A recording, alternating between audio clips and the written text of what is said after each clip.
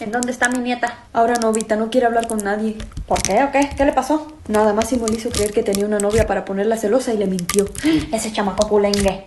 Hola, ¿cómo está Vic? A ver, Máximo, ¿qué haces aquí? Vete de mi casa ahora mismo. Oh, Ricky, lo siento mucho, fue un error. Error el de tu mamá al haberte parido. Te vas de mi casa, te voy a partir la cara. No me importa que tengas 9 años. Ricky, yo solo quería conquistarla, no encontraba la manera. Conquistarla, Máximo, le mentiste, la engañaste. Cuando se trata de mi hermana no lo voy a pensar 2 veces. Así que te vas, o te pego yo, o ella te va a matar. Ay, no, quiero disculparme, fui un tonto, fui un estúpido. Que te vayas, Máximo. Ok, lo siento, Ricky. Tienes la violencia en la sangre, mijo. A ver, ahora sí pégame en la cara.